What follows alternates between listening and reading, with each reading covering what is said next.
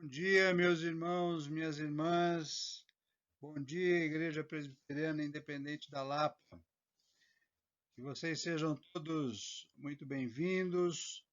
Nós estamos aqui mais uma vez reunidos para estudar a palavra do Senhor. Espero que vocês estejam todos bem de saúde, que nada de mal tenha acontecido nesta semana, que vocês estejam à medida do possível, fazendo ainda o isolamento social. Nós temos verificado uma tendência de queda nas infecções, também nos óbitos, mas ainda existem muitos mortos no Brasil em 24 horas. Esta semana nós tivemos a notícia, infelizmente, que o Covid-19 já ceifou mais de 1 milhão de vidas espalhadas pela face da Terra. Então, das epidemias que aconteceram na história e que se tem notícia, talvez essa tenha sido o que mais tenha devastado a população mundial em tão pouco tempo. Então, nós alertamos aos irmãos sobre os devidos cuidados, que vocês ainda, à medida do possível, façam o isolamento social. Nós não temos vacina ainda, e por não termos vacina, não temos a garantia. Nada do que façamos está garantido, senão pela forma preventiva. Então, nós aconselhamos aos irmãos, esse é o nosso papel de cuidado com a comunidade que o Senhor nos confiou, para que façam o isolamento, tenham essa perspectiva de prevenção. Aqueles que, infelizmente, não podem por causa da necessidade do emprego, necessidade da subsistência, que não arrefeçam, isto é, não brinquem, não achem que isto já passou, porque ainda não passou. Então é preciso manter os protocolos, é preciso manter o uso da máscara, é preciso manter o álcool gel, o distanciamento também. Nós temos visto que as pessoas, gradativamente, elas estão retomando as suas vidas normais em uma época em que as coisas não estão normais. Então, nós fazemos esta orientação para que os irmãos se preservem. Muito bem, vamos aqui retomar os nossos estudos. Nós estamos falando a respeito do livro de Atos, no capítulo 15. Hoje nós leremos o versículo 35, que diz assim: Paulo e Barnabé demoraram-se em Antioquia, ensinando e pregando, com muitos outros, a palavra do Senhor.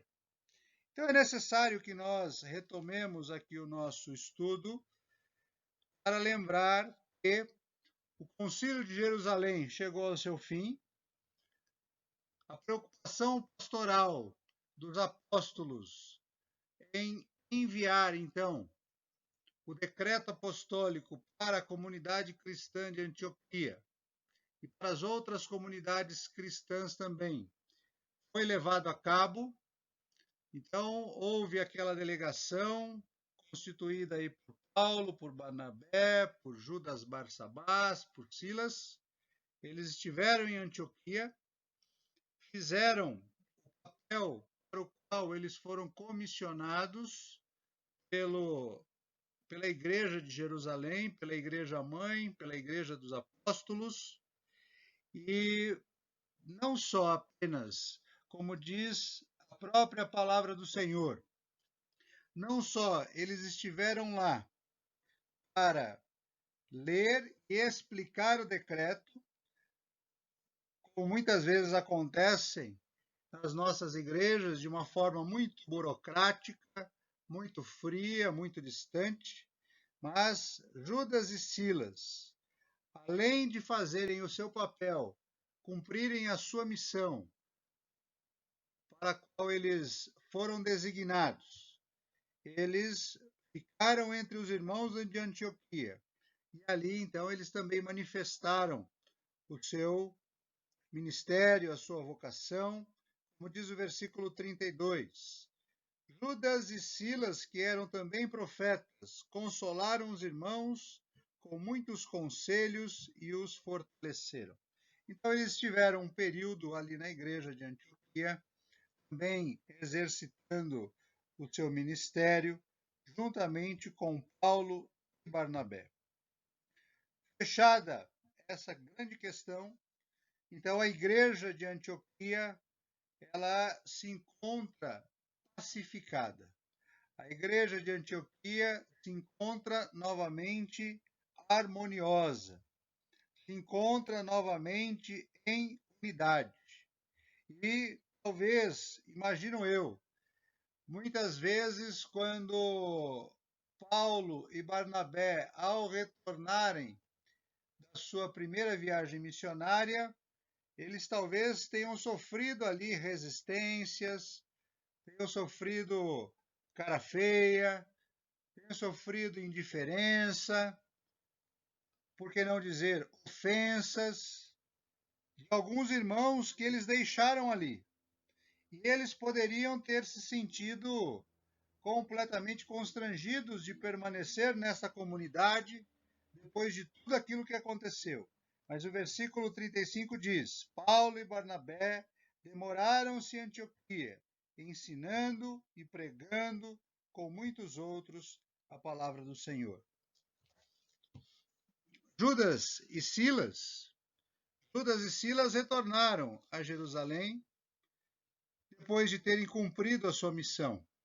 A missão dada lá pelo Concílio de Jerusalém. Compuseram esta delegação oficial e transmitiram por escrito, através da carta, e também pela fala, através da explicação, as decisões do Concílio de Jerusalém pelo decreto apostólico. Exerceram, como nós falamos, o seu ministério, o ministério da pregação, o ministério da consolação, o ministério do aconselhamento, o ministério do ensino, o ministério do fortalecimento dos irmãos de Antioquia. E agora, então, eles estão se despedindo e estão retornando para Jerusalém, porque a missão deles ainda não foi completamente finalizada. Era preciso que eles agora retornassem a Jerusalém, à igreja de Jerusalém, e prestassem um relatório, prestassem uma forma de comunicação do que tinha acontecido em Antioquia. E eles não poderiam falar de outra coisa que não tenham sido este resultado vitorioso, esse resultado positivo da missão.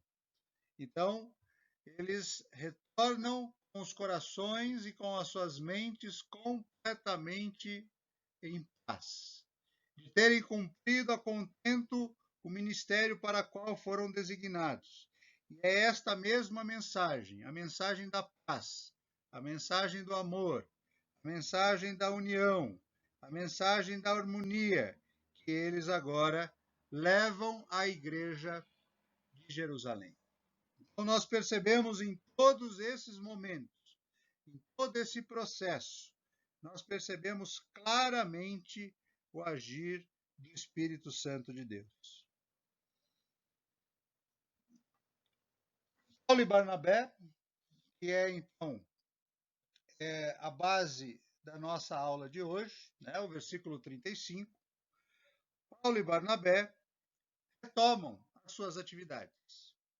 As atividades que eles já desenvolveram, né, antes da sua ida à primeira viagem missionária, que é o ministério da pregação, que é o ministério do ensino da palavra do Senhor. Exatamente igual, da mesma forma em que eles faziam antes da primeira viagem, então, missionária a Chipre e a Ásia Menor. Percebam, meus irmãos, que talvez se Paulo e Barnabé estivessem sendo movidos pelas limitações humanas, estivessem sendo movidos por um projeto pessoal, estivessem sendo movidos por algum tipo de orgulho, eles talvez ficassem sentidos, ficassem magoados, entristecidos com tudo aquilo que eles já tinham feito. Eles já tinham feito. Então, nós sabemos o resultado do trabalho de Paulo e Barnabé na igreja de Antioquia antes da primeira viagem missionária. Nós já sabemos dos frutos que a igreja de Antioquia já tinha ofertado. No entanto, depois de 4, 5 anos dessa viagem, quando eles retornam, a igreja está completamente desorganizada, dividida, com dissensões, com brigas. Eles próprios não reconhecem a igreja que eles deixaram. E quando eles vão relembrá-los de tudo aquilo que eles ensinaram, e pessoas contestam a sua instrução, daí houve então a demanda do concílio. Eles poderiam ter pensado assim, quer dizer, será que o nosso trabalho, será que tudo aquilo que nós fizemos, será que nós termos oferecido as nossas próprias vidas em favor do anúncio da mensagem de Cristo não serviu de nada? Eles poderiam ter ficado entristecidos, magoados, ressentidos, mas terminou a situação, terminou a demanda, terminou a polêmica, terminou a controvérsia. Bola para frente. É daqui para frente. Então, se nós temos que fazer exatamente tudo de novo, nós temos que nos colocar nesta direção. E deixar, muitas vezes, aqueles sentimentos humanos de indignação, de tristeza, de mágoa, de ressentimento por algo que os irmãos fizeram contra nós para trás, para que a gente possa continuar nesta caminhada e nesta jornada cristã. Não vou dizer para os irmãos que isso é fácil. Nós somos seres humanos. Nós estamos muito marcados pela nossa própria natureza, pela limitação da nossa natureza. Não vou dizer para os irmãos que isso é fácil. Ao contrário, muitas vezes isso é muito difícil. É muito difícil você limpar uma mágoa, limpar o ressentimento com o perdão. Muitas vezes as pessoas dizem que está tudo bem, mas nós sabemos que não está tudo bem. Quantos irmãos, ao longo da sua caminhada cristã, foram ofendidos, foram injuriados, foram discriminados, foram diminuídos por outros irmãos da igreja. E eu tenho certeza que no momento que eu estou dizendo essas palavras, você aí na sua mente, você já se lembrou de alguma situação que lhe ocorreu. E eu pergunto a vocês, você já perdoou? Quando eu pergunto a vocês, eu pergunto a mim mesmo, se eu já perdoei. Muitas vezes penso que sim, mas outras vezes penso que não. Mas a vida de Paulo, que a vida de Barnabé, elas nos sirvam de exemplo do que é passar por cima de ofensas, de traições, de discriminações, de mentiras, o que é passar por cima e continuar a obra que Cristo nos confiou. E é justamente isso que Paulo e Barnabé estão fazendo. Estão passando por cima de todas as situações que eles passaram. E nós sabemos quais situações eles passaram. Eles foram contestados se aquilo que eles falavam de fato provinha de Deus. No entanto, depois da solução deste problema, eles estão seguindo os seus ministérios. É justamente isso que nós devemos fazer, nos mirando no exemplo de Paulo e Barnabé.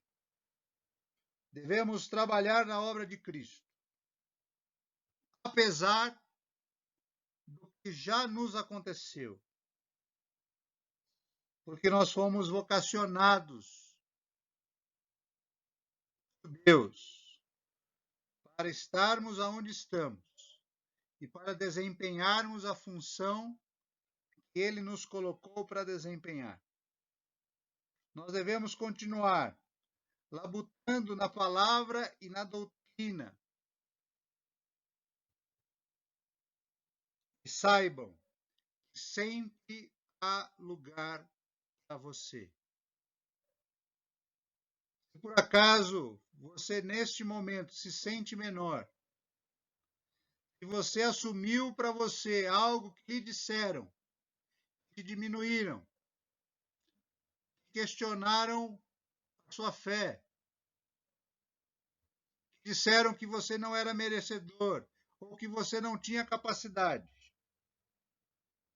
Então é contra esta palavra que muitas vezes possa ter criado raiz dentro de você. O Espírito Santo de Deus mova a sua mente, os seus sentimentos, e que essa raiz de amargura seja retirada da sua vida, porque você é muito importante para Deus, porque você é muito importante para a obra de Cristo. Ele necessita da sua presença, ele necessita da sua disposição, ele necessita do seu amor, a sua palavra, do seu amor a Cristo, do seu amor a Deus. Ele necessita de você. Venha, venha sem demora. Nós precisamos de você. Paulo e Barnabé passaram por tudo isso, mas seguiram adiante. Seguiram olhando para frente.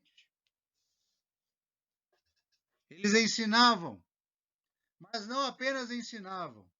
Eles ensinavam, mas também viviam a palavra que eles ensinavam. E este é o grande desafio para nós. Esse é o desafio para a sua vida. Esse é o desafio para a minha vida. Esse é o desafio para aqueles que amam a Cristo. Ensinar e viver aquilo que ensinam.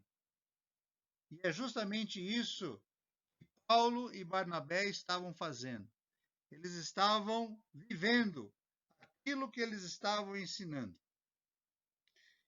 Justamente no meio daqueles homens que talvez lhes tenha ofendido, lhes tenha questionado o seu direcionamento, lhes tenham diminuídos, lhes tenham dito que o que eles falavam não era de Deus, mas eles estavam ali desenvolvendo e praticando aquilo que eles ensinavam.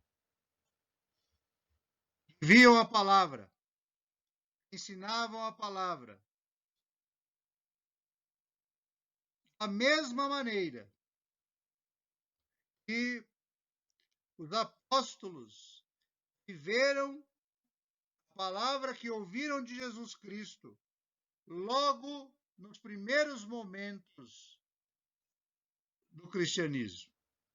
Logo nos primeiros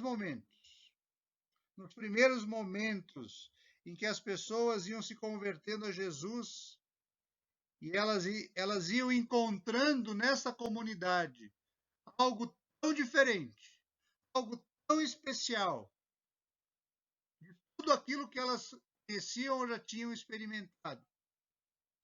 E é por isso que cada vez mais a palavra do Senhor, ela vicejava, cada vez mais a palavra do Senhor, ela era transformadora. Cada vez mais as pessoas tinham alegria, prazer de estarem juntas, vivendo aquilo que o Senhor Jesus Cristo lhes tinha ensinado e que os apóstolos continuavam ensinando. Então, da mesma forma que aconteceu nos primeiros momentos do cristianismo, agora está sendo retomada aqui na igreja de Antioquia, depois de tão grande polêmica, depois de tão grande controvérsia, depois de tão grande divisão, foi necessário um concílio para resolver. Agora os irmãos de Antioquia estavam de fato recuperando o primeiro amor. E nós vamos fazer um paralelo aqui entre essa nova vida que os irmãos de Antioquia estavam vivendo com a forma em que os primeiros cristãos viviam aos pés dos apóstolos. E para isso, neste paralelo, nós vamos retomar lá o capítulo 2 de Atos, no versículo 42. Então, eu convido os irmãos a abrirem aí as suas Bíblias no capítulo 2, no versículo 42. Diz assim: E perseveraram na doutrina dos apóstolos e na comunhão, no partir do pão e nas orações. De novo. E perseveraram na doutrina dos apóstolos, na comunhão, no partir do pão e nas orações. Assim viveram os primeiros cristãos convertidos.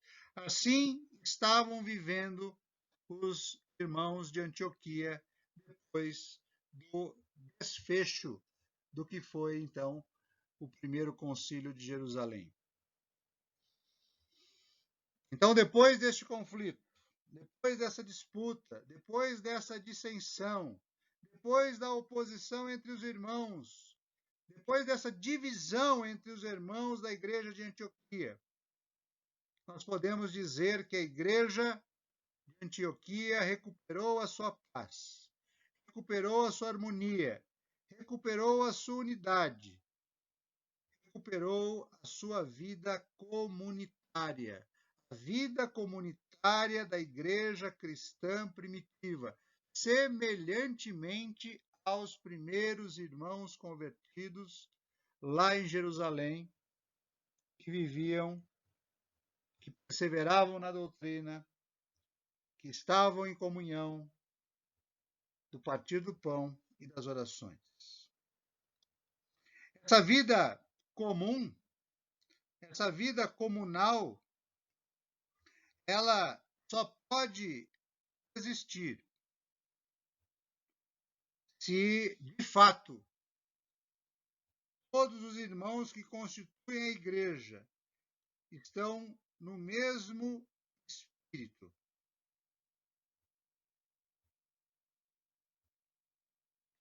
E por estarem no mesmo espírito, não se esqueçam que os irmãos que eram de linha judaizante, eles não foram abolidos da igreja de Antioquia.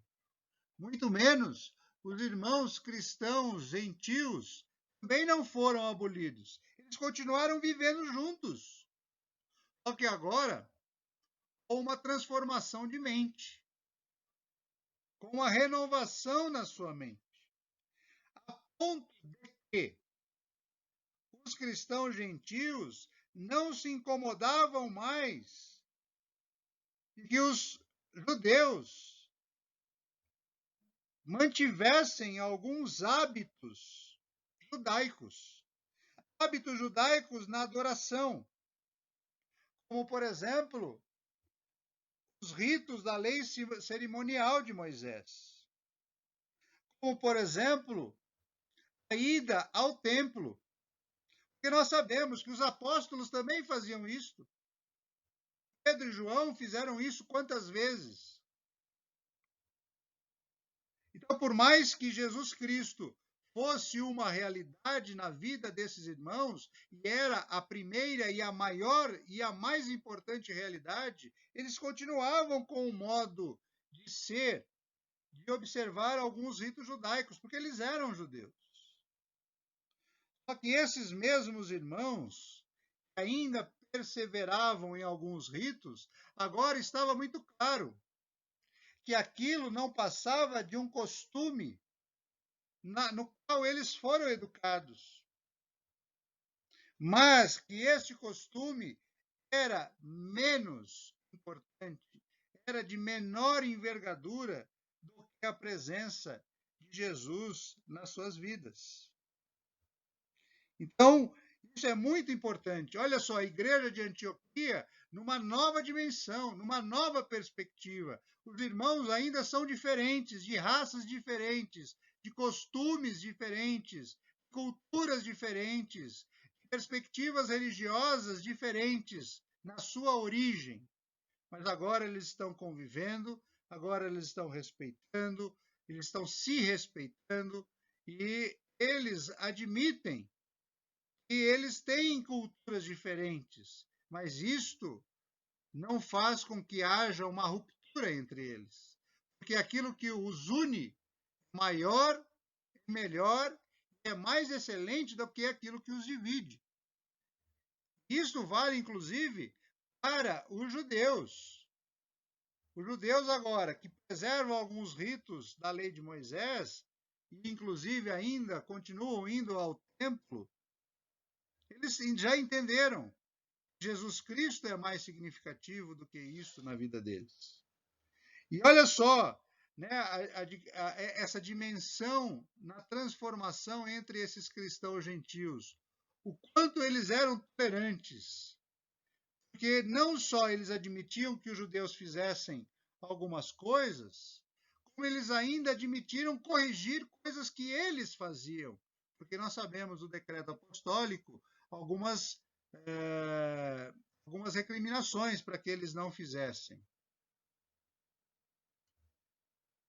Então, o Espírito de Deus estava, de fato, reinando ali naquela comunidade. Então, quando nós falamos desta vida cristã primitiva, dessa vida comunal, nós temos que ter este versículo 42 na nossa mente. E perseveraram na doutrina dos apóstolos e na comunhão, no partir do pão e nas orações. Então vamos falar um pouquinho desta vida comum na aceitação da doutrina dos apóstolos. A primeira característica desta vida comunitária cristã, verdadeiramente cristã, que foi recuperada depois do Concílio de Jerusalém na igreja de Antioquia. Então, olha só, a doutrina, né, dos apóstolos, ela vai formando, né, algumas verdades, né? Porque o que é uma doutrina? Doutrina são algumas ideias que nós consideramos verdadeiras. Isso é uma doutrina, tá certo? Então você vai formando o dogma cristão com algumas verdades, tá certo? Com algumas verdades. Só que o dogma cristão, ele é diferente do dogma judaico. Porque o dogma cristão, ele está fundamentado no ensino e nas palavras de Jesus Cristo. E é justamente aquilo que Jesus ensinou, que pregou, que e anunciou, que são as ideias agora consideradas verdadeiras. E essas ideias verdadeiras foram preservadas pelos apóstolos. Percebam que elas foram preservadas inicialmente na sua memória. Né? Isso era muito característico do mundo antigo, muito característico. A preservação de um ensino pela memória. Por quê? Na verdade, a parte escrita era uma coisa muito difícil na época, né? Nem todos eram alfabetizados, tá certo? E nem todos os lugares as pessoas tinham o hábito nem a habilidade de escrever, tá certo? Então, olha só, os apóstolos, eles repetiam para as pessoas aquilo que eles tinham visto e ouvido da parte de Jesus Cristo. Não só os apóstolos também, as testemunhas oculares, né? Então, aquelas testemunhas que viram tudo aquilo que Jesus fez, ouviram tudo aquilo que Jesus disse. Então, percebam aí que vai sendo formada uma tradição oral, inicialmente, e depois uma tradição escrita. Uma tradição é aquilo que passa de uma geração para outra, certo? Muitas vezes também as pessoas utilizam o termo tradição da maneira mais pejorativa possível e mais equivocada possível, né? Então, a tradição não é uma coisa ruim, a tradição é uma coisa boa, desde que você não fique na tradição pela tradição, desde que você consiga compreender o espírito dessa tradição. E assim como os judeus, eles não conseguiam compreender o espírito da lei de Moisés, muitos crentes da nossa época não conseguem compreender o espírito da tradição. Então, quer dizer, se há uma tradição, se há um ensinamento que é passado de geração em geração, é porque esse ensinamento ele é bom. Então, a tradição em si ela é boa. O que não pode é fazer com que as pessoas elas fiquem numa tradição estéril do cumprimento de coisas sem saber o porquê que elas estão fazendo isso. Então, essa doutrina dos apóstolos, ela se constitui na sua natureza e no seu desenvolvimento como um corpo de ensinamentos que foram sendo solidificados, que foram sendo transmitidos, que foram se tornando sagrados. Justamente porque são as palavras e o ensino de Jesus Cristo. E eles se concretizaram nos livros do Novo Testamento. Então, nós temos os evangelhos, este mesmo Atos, livro de Atos que nós estamos estudando, as cartas, as epístolas de Paulo, de Pedro, de João, de Judas, de Tiago. Né? Então, se você olha para o Novo Testamento, como é que ele pode ser concebido? Ele deve ser concebido como uma forma escrita dos ensinamentos de Jesus. Foi oral. E Jesus não deixou absolutamente nenhuma palavra escrita. Então, isso é muito interessante e importante que seja dito. Então, foi se constituindo, né, aquilo que nós chamamos também de credo dos apóstolos. Né? Credo dos apóstolos. Né? A palavra credo, ela vem do latim, né? E ela significa eu creio. Eu creio. Isso é o credo. Eu creio. Né? Agora, esse credo dos apóstolos, que de quando em quando nós pronunciamos na igreja, que muitas vezes vem transcrita no nosso boletim, que alguns de nós sabem de cor, né? Na verdade, ele não saiu do jeito que a gente fala ou lê, exatamente dos apóstolos, né? Isso foi um processo de construção. Cada parte cada frase, cada cada sintagma, ou seja, cada frase com um sentido que é produzido no Credo dos Apóstolos, eles foram produzidos ao longo de alguns séculos. Aquilo não foi produzido de uma hora para outra, tá certo? Foi produzido ao longo de alguns séculos, tá? Então são fórmulas, é uma espécie de profissão de fé que contém os princípios da nossa fé, os princípios da nossa fé cristã. E era justamente isso que estava acontecendo na igreja de Jerusalém, já tinha acontecido, e agora estava acontecendo na igreja de Antioquia. Eles estavam pronunciando e vivendo as palavras e o ensinamento de Jesus Cristo. Então foi se estabelecendo ali uma confissão de fé. Uma confissão de fé. O que é confessar a fé? É anunciar publicamente naquilo que você acredita, nesses princípios que você acredita. E depois, quando você, aquela comunidade que é composta por pessoas que acreditam nos mesmos princípios, elas entendem isso, vivem isso, e elas começam a ensinar outras pessoas desses mesmos princípios, vai se constituindo ali um catecismo, né? O que nós temos a nossa classe de catecúmenos? Porque na classe de catecúmenos você ensina os princípios do ensinamento de Jesus Cristo. E este é um dos nossos símbolos de fé.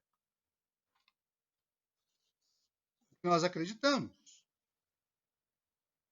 É isso que dá sentido à nossa existência. E quando alguém te perguntar no que você crê, tem que estar no seu coração. Você tem que falar espontaneamente, porque isso é a essência da sua vida. Então, esse credo que nós muitas vezes repetimos na igreja, o credo dos apóstolos, ele foi elaborado ao longo da história, tá certo? Então foi um processo. Mas essas fórmulas, né? Essas frases que são anunciadas, elas são, de fato, os princípios da nossa fé. Foi um processo histórico, foi um processo teológico, um processo religioso, que só foi concluído lá no século IV, no século V depois de Cristo, a partir de outros concílios que a igreja teve, como, por exemplo, o concílio de Nicéia, no ano 325, produziu lá o credo niceno. Depois, o concílio de Constantinopla, no ano 381, produziu o credo niceno-constantinopolitano. Depois, o concílio de Calcedônia. Então, quando você tem o concílio de Calcedônia no século V, aí você fecha esta declaração, né? Este credo, chamado também de credo dos apóstolos, certo?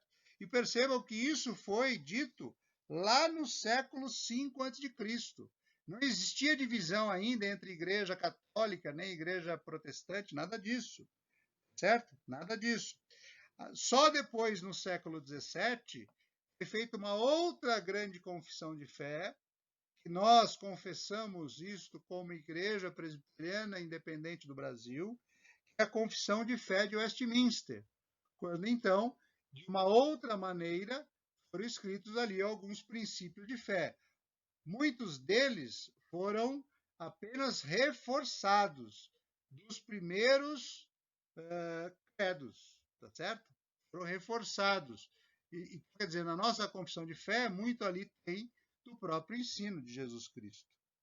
Agora, é claro que ao longo da história da igreja, muitas coisas começaram a fazer parte do conjunto de doutrinas da igreja que já tinham fugido completamente do ensino de Jesus, tinham fugido inclusive da Bíblia.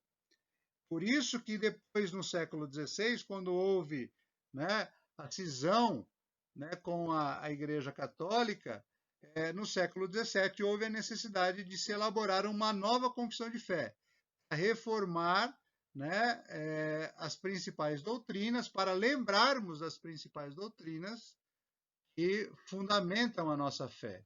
É como se na confissão de fé de Westminster houvesse um retorno ao credo dos apóstolos, né? O credo dos apóstolos que foi se constituindo nesses primeiros séculos do cristianismo, mas o próprio credo dos apóstolos nada mais é do que a repetição das palavras e do ensinamento de Jesus Cristo. E agora isto torna fundamental para a nossa vida, essencial para a nossa vida. Então, que você saiba, né? Quando alguém te perguntar no que você crê, você tem que anunciar, né? Que você crê nas palavras de Jesus. Depois de terminarmos todo esse longo percurso que nós vamos fazer ainda, se os irmãos quiserem, nós podemos, inclusive, fazer depois uma série aí de aulas sobre os credos, né? Que constituem o fundamento também da igreja e das nossas vidas. Bom, então os discípulos perseveravam na doutrina dos apóstolos, mas, como diz o versículo 42, e na comunhão também. A comunhão, meus irmãos, é uma das grandes características da igreja cristã primitiva. A comunhão, ela é manifestação de alegria de pessoas que têm na mesma coisa. Porque a vida do cristão, ele assume um novo sentido. A vida do cristão assume um novo propósito. A vida do cristão assume um novo destino. Jesus. Jesus é o centro das nossas vidas. E era por isso, exatamente por isso, que agora os cristãos de Antioquia, eles estavam recuperando esse primeiro sentimento, esse primeiro amor, essa primeira alegria, essa primeira essência de vida, esse primeiro sentido das suas vidas, depois que eles conheceram a Jesus Cristo. Então a comunhão é um alicerce na fé de cada um, como a fé de cada um, ela fortalece a fé do outro em Jesus Cristo. A comunhão é um alicerce para que nós cooperemos na obra e no anúncio do Evangelho. A comunhão é um alicerce para que nós contribuemos, materialmente inclusive, para aqueles que são os necessitados e os domésticos da fé. A comunhão é um alicerce para que a igreja mantenha a sua unidade de espírito, a sua unidade de amor.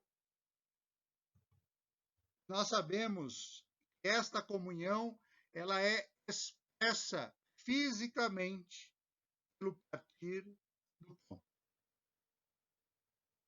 O partir do pão é o símbolo exterior de algo interior, desta alegria interior, deste novo sentido que as nossas vidas têm, em que dividimos com outro que também tem esta mesma alegria, e que tem esse mesmo sentido, quando nos unimos no partir do pão.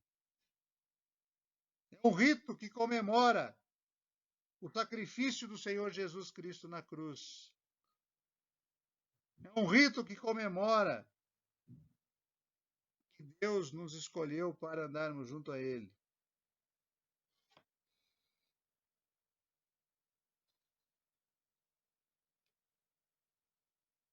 Aliás, se nós não estivermos com o mesmo espírito,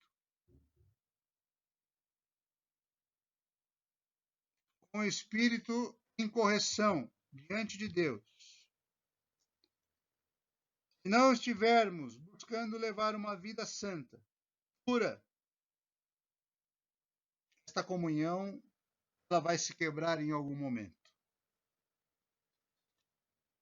Então, para que tenhamos comunhão, nós precisamos ser inspirados por Deus e pelo seu Espírito Santo, para termos uma vida simples, uma vida de verdadeiro cristão, uma vida singela, uma vida pura, uma vida de devoção, de consagração, uma vida de santidade, uma vida de serviço, uma vida de gratidão diante de Deus. Quando nós não temos essa vida, nossa comunhão com os irmãos, ela se quebra. Ela se quebra porque o pecado ele faz com que nós tenhamos atitudes, às vezes até inconscientes, de orgulho, de desejo pelo poder, de desconsideração com o próximo, de desconsideração com Deus.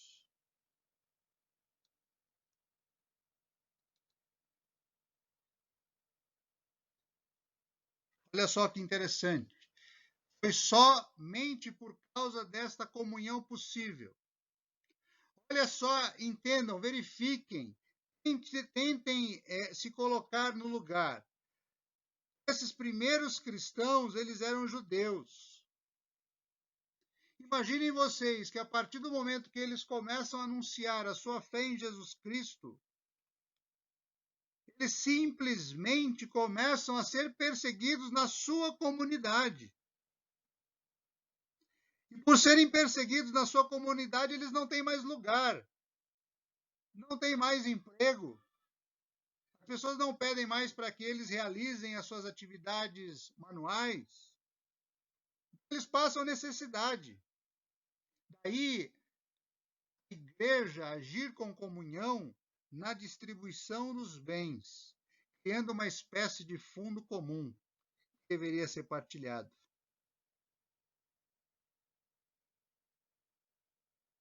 Pensem agora, ampliem um pouco mais esse horizonte, saiam exclusivamente dos cristãos que eram judeus, mas dos cristãos de uma forma geral.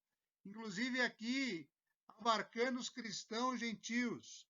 Os cristãos, eles eram odiados, porque eles eram os únicos que professavam a fé no Salvador. Eles chamavam de rei.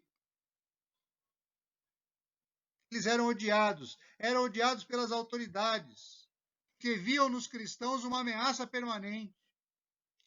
Eram odiados pela comunidade judaica, considerados hereges. Onde já se viu, nós sabemos que aqueles que ouviam falar de Jesus rasgavam suas vestes em sinal de vergonha. Os cristãos, eles eram odiados. E por isso a necessidade deles viverem cada vez mais próximos uns dos outros. Separados como grupo social, mas não para viverem separados. Eles se uniam, alimentavam-se comunitariamente, refaziam as suas forças e depois seguiam para o projeto que Deus tinha para eles, que era o anúncio da palavra do Senhor.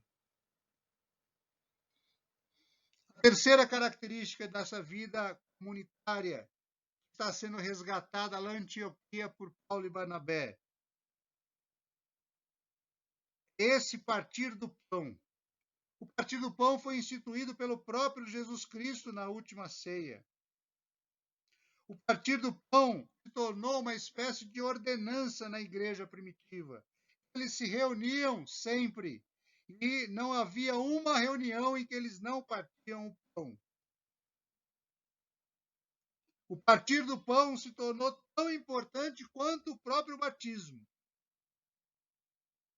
O partir do pão representava o seu alimento espiritual.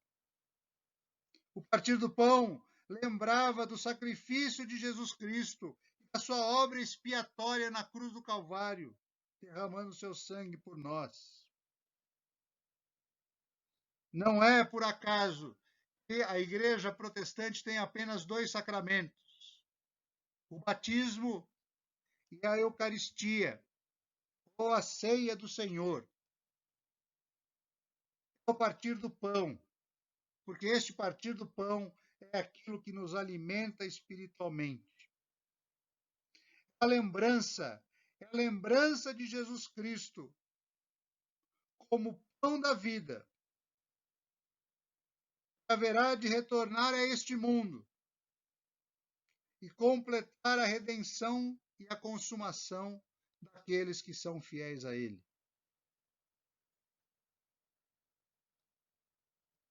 Então, o partir do pão é a lembrança que alimenta, e que alimenta não a cada um individualmente, mas a todos comunitariamente. O partir do pão, ele passou a ser realizado uma vez por semana, no primeiro dia, que é o domingo, porque foi neste dia que Jesus ressuscitou. Este primeiro dia começou a ser chamado, por causa do partir do pão, do dia do Senhor. Esse ritual que é externo, esse ritual que é simbólico, esse ritual que é cerimonial, é esse ritual que expressa externamente a essência e o sentido interno de cada um de nós. Esse ritual faz com que nós professemos a nossa fé em Jesus Cristo, em forma de adoração. Este ritual é único, vai se separando e se distinguindo do judaísmo. E aos poucos, os próprios cristãos judeus, eles começam a deixar gradativamente de ir à sinagoga ao sábado, que era o sabá, para se reunir com outros irmãos cristãos no domingo, o dia do Senhor, o dia da ressurreição, para que eles fossem de fato alimentados espiritualmente pelo que significava o pão. É muito possível que aqueles cristãos gentios tivessem aderido imediatamente ao partir do pão. Mas no caso dos judeus, foi um processo, foi gradativo, foi aos poucos em que este ritual, esse cerimonial, que é vivo, que é essencial, é carregado de vários símbolos, eles aos poucos foi tornando-se uma realidade também para o judeu. O partir do pão é a festa. É a festa do amor. O partir do pão é o ágape, o amor a Deus. E aí nós verificamos na história da igreja cristã esse partir do pão, um simples gesto. Ele aos poucos foi se tornando um pouco mais complexo. Na época da Páscoa, unia-se ao partir do pão o cálice. Ali estava constituída a mesa do Senhor, com o pão e o sangue. Mas, originalmente, o cálice não era um elemento principal. Ele foi se constituindo principal pela própria tradição, pelo próprio símbolo. Em outros momentos, este partir do pão vinha acompanhado também com atitudes de lava-pés, que também foi feito por Jesus Cristo. Quando nós falamos aqui o partir do pão, nós não podemos esquecer que os primeiros cristãos eram judeus. No judaísmo, no costume judaico, tinha todas as vezes que eles se reuniam para a refeição, existia uma oração bem apropriada. Eu vou repetir aqui para vocês, abre aspas. Bendito sejas tu, ó Senhor, nosso Deus, que fizeste o pão existir sobre a terra. Fecha aspas. Então, olha só, o partir do pão já era um costume judaico sem o significado espiritual que passa a ter em Jesus Cristo. Então, este costume agora estava sendo vivenciado pela nova comunidade de fé, pela comunidade cristã, que vivia então em plena harmonia, amor e unidade. Então, o partir do pão era também uma forma de agradecimento. Agradecimento pelo suprimento. Agradecimento porque Deus, de alguma forma, supre as nossas necessidades. Então, o partir do pão foi um ritual, uma exteriorização que unia todos aqueles que professavam a sua fé em Jesus. O pão, o símbolo da ressurreição. O pão é a vitória da vida sobre a morte. O pão representa o Rei do Universo. O pão representa que Cristo agora ascendeu às regiões celestiais. E, finalmente, o quarto elemento que constitui a vida comunitária, que são as orações. Os judeus, por tradição, eles já praticavam orações diárias, pelo menos 3 vezes ao dia. Às 9 horas da manhã, ao meio-dia e às 6 horas da tarde. Isto era habitual, isso era costume dos judeus. Muitos outros iam ao templo para orar. Quantas vezes Jesus fez exatamente assim? Só que o que é mais importante, o mais importante são as orações em que os irmãos estão reunidos nos lares ou neste lugar, nesta comunidade. A oração se torna, então, um marco distintivo da vida do cristão.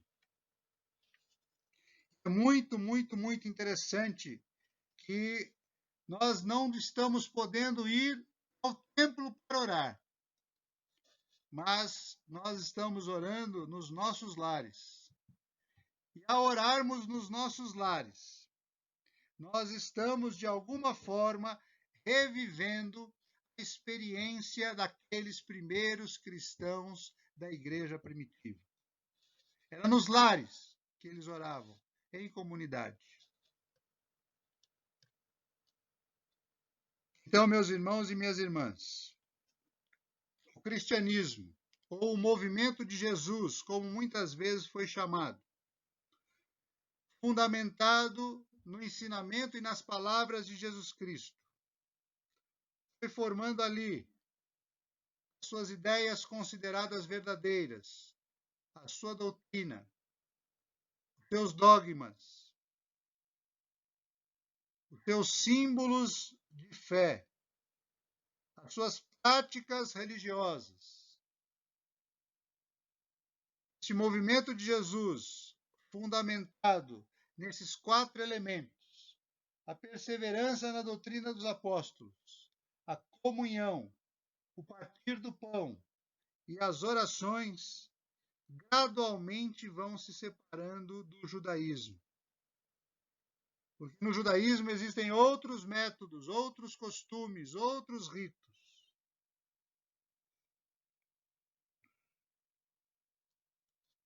E percebam que agora, no movimento de Jesus, as pessoas não precisam e não vão mais ao templo. Não é que não vão estão proibidas de ir. Alguns cristãos judeus ainda iam, mas o templo ele perde esta centralidade para a vida do cristão. A centralidade para a vida do cristão não é mais um lugar. A centralidade para a vida do cristão é uma pessoa. E nós que estamos em época de epidemia, não podemos ir praticar esta vida comunitária com os irmãos da fé, praticamos com os nossos irmãos de sangue. Mas aqui nós recuperamos uma essência do cristianismo. E o lugar não é o centro da vida cristã. O templo não é o centro. O centro é a pessoa de Jesus Cristo.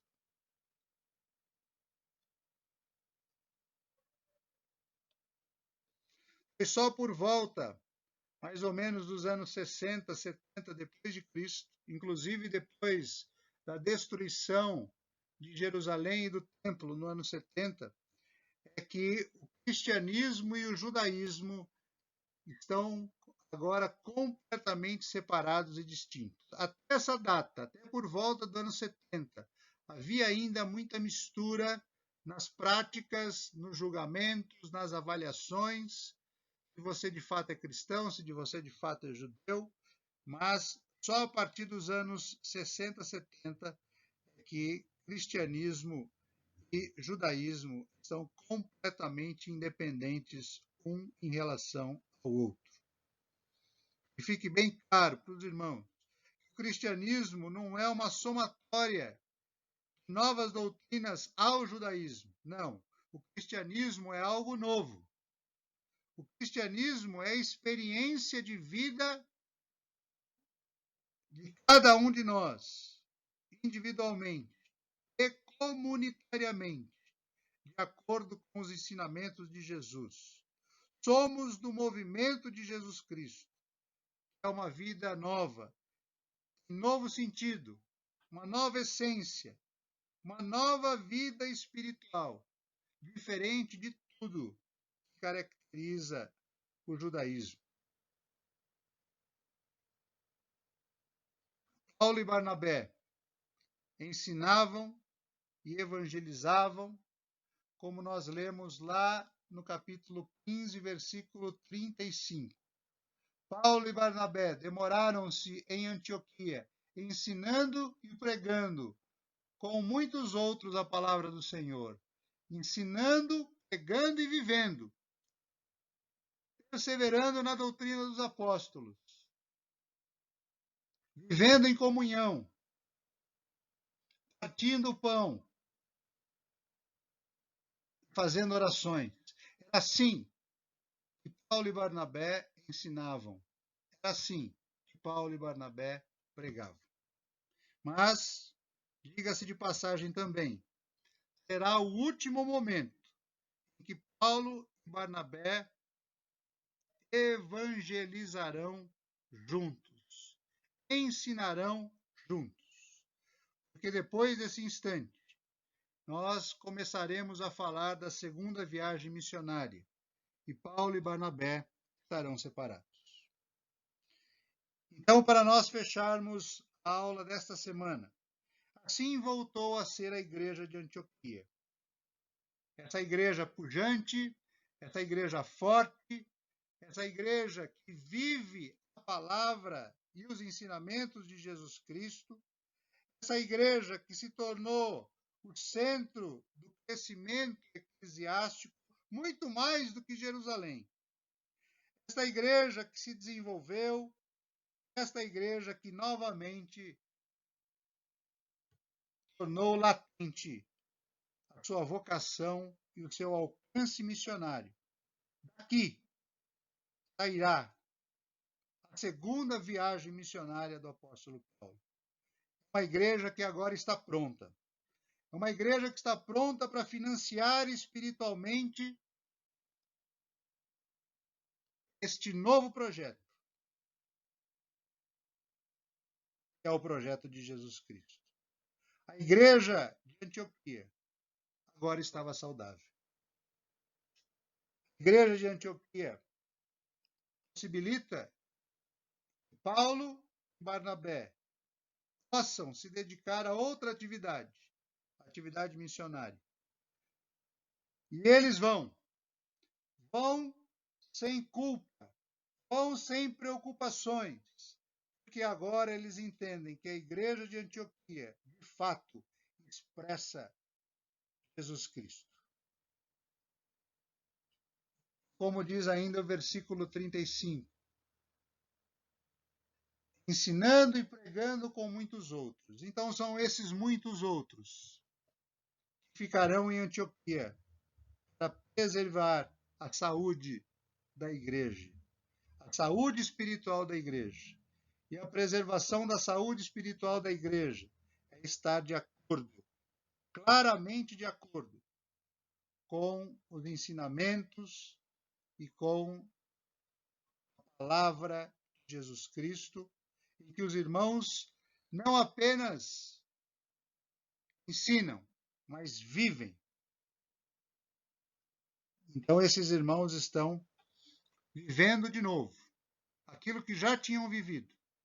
Deus foi gracioso, misericordioso, lhes deu uma grande oportunidade, a oportunidade de retomar de onde pararam naquele primeiro momento, para que o Evangelho, nas palavras de Jesus, pudesse chegar aos confins da terra.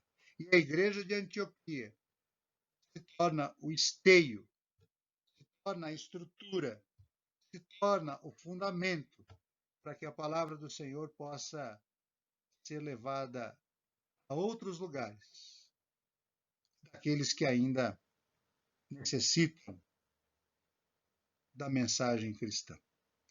Que você, meu irmão e minha irmã, se fortaleça numa época tão difícil como esta, e que você viva aquilo que você fala. Seja você também aquele que ensina, aquele que prega, mas aquele que testemunha que Jesus é a nova verdade da sua vida, é a nova essência da sua vida, dá novo sentido para a sua vida, novos propósitos. Seja você também feliz em Jesus Cristo. Que Deus assim nos abençoe. Que vocês tenham uma boa semana debaixo da graça do nosso Senhor Jesus Cristo. Amém.